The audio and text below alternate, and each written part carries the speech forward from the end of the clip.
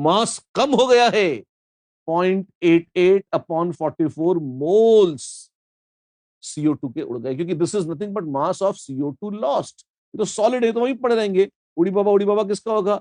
वो तो होगा CO2 का। अरे ये तो इक्वेशन बन गई। हाँ, ओहो क्या करे, सॉल्व कर, और क्या करेंगे। अच्छा ठीक है, करते हैं। इतने मोल्स हो गए बाबू, तो एक काम करते हैं, 44 टू 88, तो 0.02 हो गया ये तो। ठीक है, 100 से मल्टीप्लाई और कर लो, तो क्या जाएगा, अगले पेज पे जगह है वहां पे करते हैं सॉल्व। रक्षा कर प्रभु, क्या जाएगा, m प्लस 184, एक minute, m plus 184 minus 100m upon 84 is equal to 2। क्या किया मैंने, इस इक्वेशन को 100 से मल्टीप्लाई कर दिया है। बड़ा अच्छा, अब सॉल्व कर लेते हैं।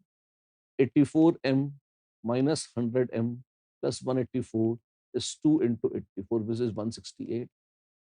ओ माय गॉड, अब क्या करेंगे। 84 माइनस 100 कितना होता है, 16, और 184 168 68 74 16। देयरफॉर m बराबर 10 तरह की 1 ग्राम। जी हाँ, परसेंटेज कितनी है, परसेंटेज ऑफ कैल्शियम कार्बोनेट हो जाएगी 1 upon 1.84 into 100। Mass of calcium carbonate upon total mass into 100।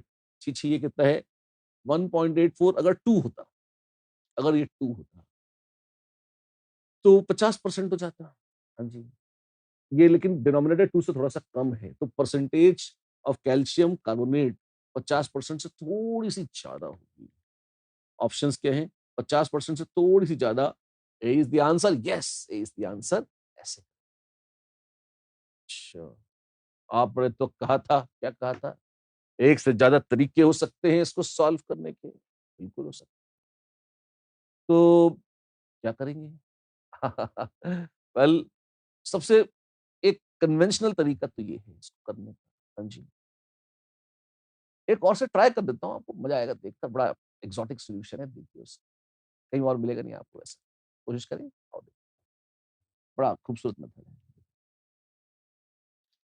CaCO3 से मिला है CaO प्लस CO2। ठीक, ऐसे ही MgCO3 से मिलता है MgO प्लस CO2।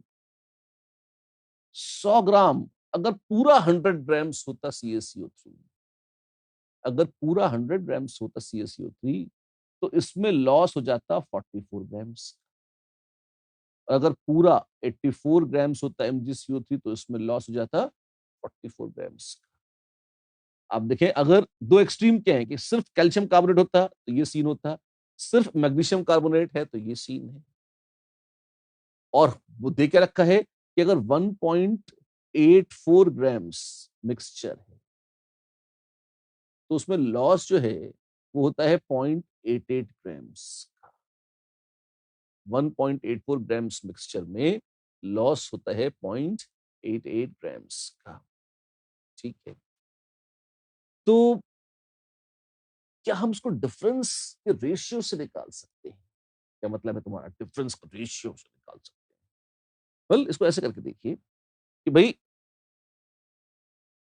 अगर लॉस हुआ 0.88 ग्राम्स, किसी को तो 1.84, या अगर 44 ग्राम्स का लॉस हुआ, तो अगर 44 ग्राम्स का लॉस हुआ होता, तो मिक्सचर कितना होता, 100 से मल्टीप्लाई करके 2 से डिवाइड कर दीजिए, 184 अपॉन 2 यानी कि ये 92 ग्राम्स।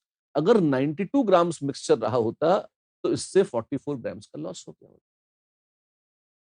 अब मजा देखिए, 100 ग्राम से 44, 84 से 44, और इसी का वेटेड एवरेज कहीं बीच में आता है, 100 और 84 के बीच में वैल्यू आती है 92।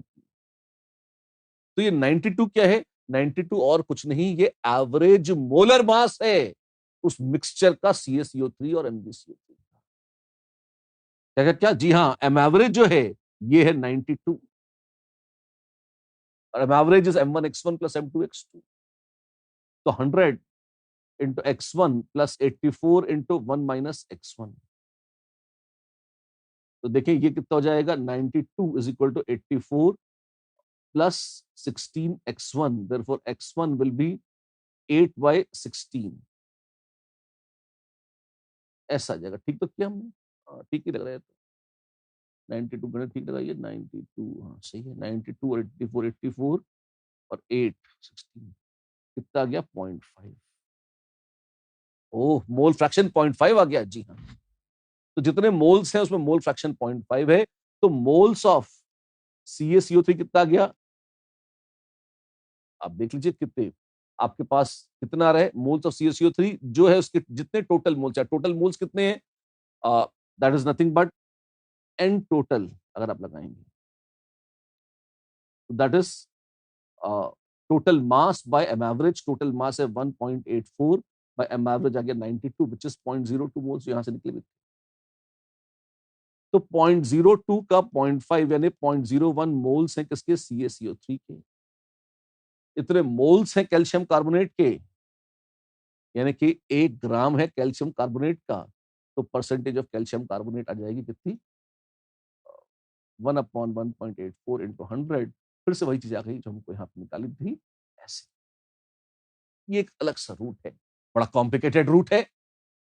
मैंने ये नहीं कहा था कि ये आसान है, अच्छा है। मैंने कहा था एक बढ़िया और एक ऑल्टरनेट तरीका है, और इसी बहाने हम एवरेज और उसके कॉन्सेप्ट की एक बार देख लेते हैं। अगर आपको लगता है कि नहीं हम बड़े ब्रिलियंट हैं तो आपको ये मजा आएगा मेथड सुनकर, इसलिए बता दिया मैंने आपको। बाकी शुरू में जब पढ़ाता हूँ तो थोड़े कॉम्प्लिकेशन से बचते हुए चुपचाप अपन फर्स्ट मेथड से निकल जाए। ठीक है? और एक दिमाग खराब कर दिया हमारा। अगला क्वेश्चन देख लीजिए, सही हो जाएगा वापस। If a piece of iron, वो दो सॉल्यूशंस मैंने क्यों दिया आपको? एक ही चीज को अलग अलग एंगल से देखते हैं ना तो कई बार डेप्थ ऑफ अंडरस्टैंडिंग बढ़ती है। यहां पर हो सकता है आपको दूसरा मेथड लगे कि उतना ही लंबा था जितना फर्स्ट था, कभी कभी वो शॉर्ट पड़ जाता है। If a piece of iron gains 10%, बहुत मशहूर क्वेश्चन है, 10% of its weight due to partial rusting into Fe2O3, the percentage of total iron that has rusted is. कुछ आयरन था और उसमें जंग लग गया। जंग न होने देंगे, नहीं नहीं जंग तो होने देंगे, हो रही है जंग।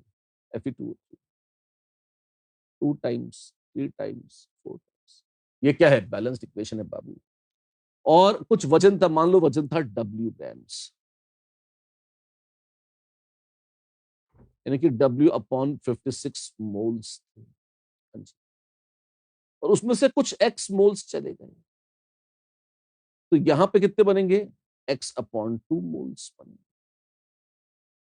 और ये जो X/2 मोल्स बनेंगे, तो आप देखें अब मास कितना होगा। अब इसमें जो ऑक्सीजन जुड़ेगी वो कितनी होगी?